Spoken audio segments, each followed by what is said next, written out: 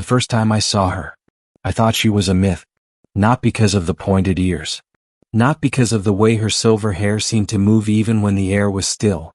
But because no one like her was supposed to exist anymore. Human, she said softly, her voice barely louder than a whisper. You're going to help me. I laughed. Actually laughed. Which, in hindsight, was probably the dumbest thing I could have done while standing in front of an alien royal guarded by soldiers who could erase me from existence in less than a second. Yeah, I said, shaking my head.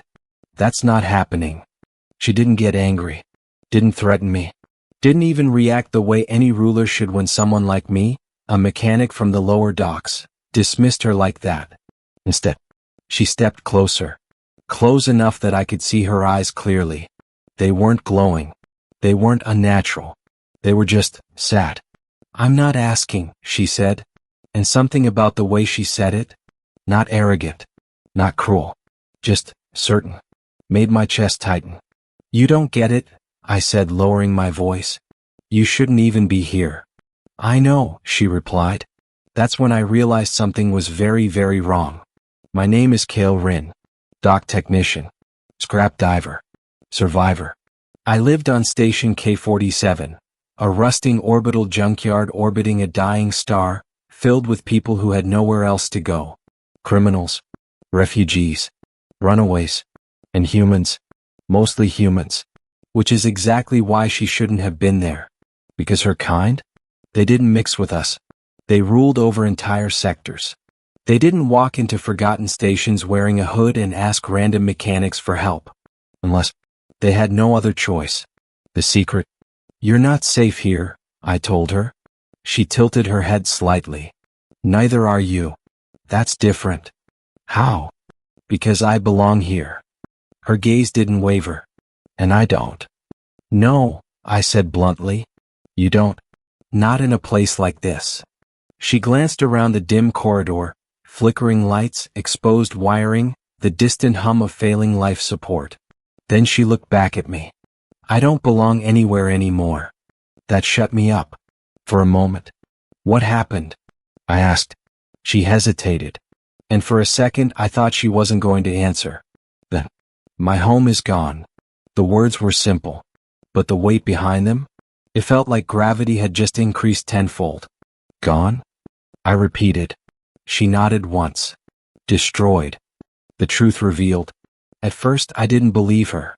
Not fully. Because her people, the Elyrians, were one of the most advanced civilizations in the known galaxy. They had defenses no one could breach. Fleets that dwarfed entire coalitions. Technology that made humanity look primitive. Who did it? I asked. Her lips parted slightly. But no sound came out. That scared me more than any answer could have. You don't know? I pressed. Her voice dropped. We know. Then say it. She met my eyes. And for the first time, I saw fear. Not hesitation. Not uncertainty. Fear. It wasn't a who, she whispered. It was a what. The one thing. I exhaled slowly. All right, I said. Let's assume I believe you. You should. Let's assume your empire is gone and something out there can wipe out a civilization like yours. It can. I rubbed my face. Then explain this to me, I said. Why me? She didn't hesitate this time. Because you're the only one who can help me. I almost laughed again. Lady, I fix broken engines and patch hull leaks. I'm not exactly galaxy-saving material. You are, she said firmly. No, I'm not. Yes, she repeated. You are. I stared at her. Why? She took a step closer. Then she said the one thing that changed everything. I need you to take me to Earth. The impossible request. I blinked. What? Earth? She repeated. Your home world. Yeah, I know what Earth is, I said. I just don't understand why you think I can get you there. You have a ship. It barely flies. It flies enough. That's not the point, I snapped. Earth is under restricted access. Military blockades, patrol fleets. No one gets in or out without authorization. I know. Then why? Because I need to speak to your leaders. I stared at her. You're serious? Yes. You want to walk into the heart of human space and ask for help? Yes. I shook my head. That's suicide. No, she said quietly. It's hope. Why Earth? Why us? I asked. There are other species. Other empires. Why come to humanity? She didn't answer right away. Instead, she studied me. Carefully. Like she was deciding how much to reveal. Because, she said slowly, you are different. I frowned. Different how? You fight, she said. Everyone fights. No, she corrected. You persist. That's not special. It is when the odds are impossible. I crossed my arms. So you came all this way because humans are stubborn? A faint smile touched her lips. Yes. The real reason. But I wasn't convinced.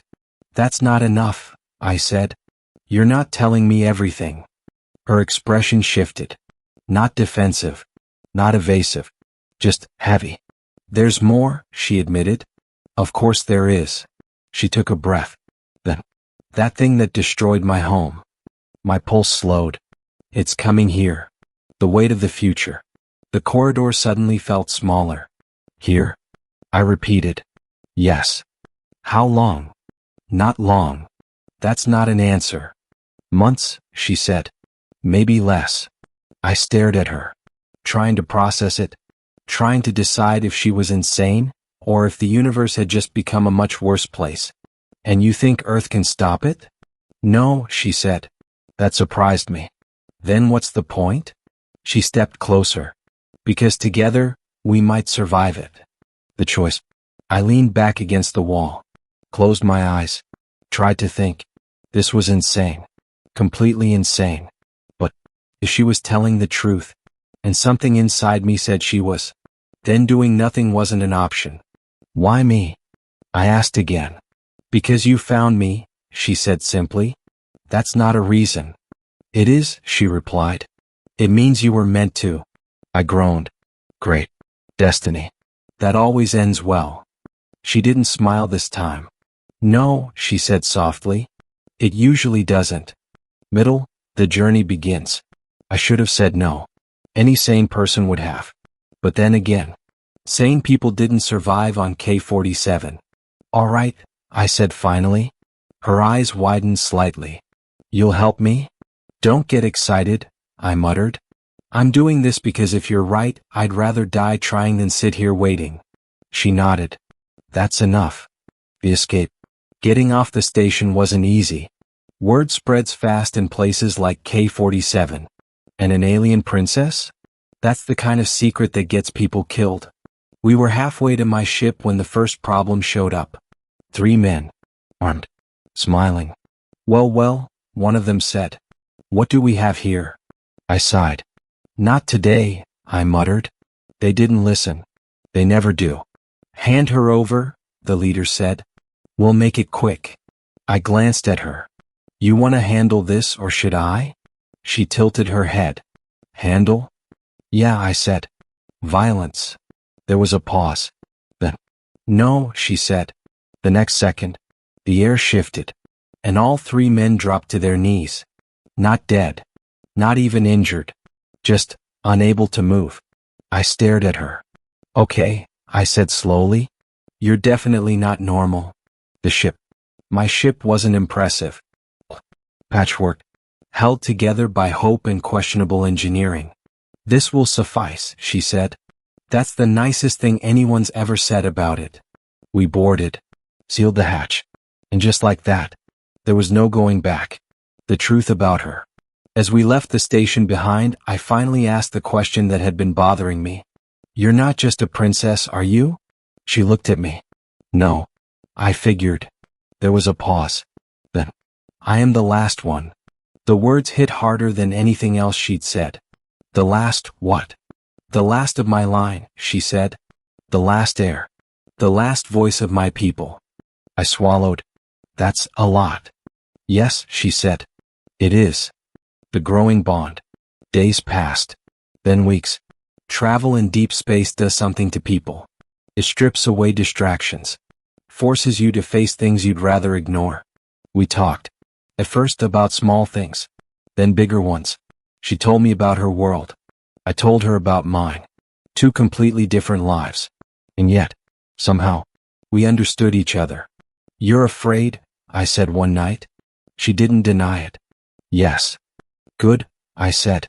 "Means you're still thinking." She looked at me. "And you?" I smirked. "I've been afraid my whole life." The attack. We were 2 days from Earth when it happened. No warning. No signal. Just darkness. Stars disappearing. Like something was moving through space, consuming light itself. "That's it," she whispered. My hands tightened on the controls. "Hold on." The ship shook. Systems flickered. And for the first time in years, I didn't know if I could fix it. Ending, the final choice. We made it. Barely. Earth's defenses lit up the moment we entered range. Weapons locked. Warnings blaring. "Unidentified vessel, you are entering restricted space." "This is Kael Ryn," I shouted. "I have someone you need to see." Silence. Then, "Transmit identification." I looked at her. She nodded. "Do it." I did. And everything changed. Final ending, extended for retention. Hours later, we stood before the leaders of Earth. Humanity's last line of command. They didn't trust her. Of course they didn't. But they listened. And when she finished, no one spoke. Because out there, the stars were still going dark. "So," one of them said finally, "you're asking us to stand with you?" She shook her head. "No." She looked at me. Then back at them. "I'm asking you to stand together." Silence. Then, all eyes turned to me. The mechanic. The nobody. The one who had brought her here. "Well?" someone asked. I took a breath. Looked at her. At Earth. At the fading stars. "We don't have a choice," I said. And for once, that wasn't a bad thing.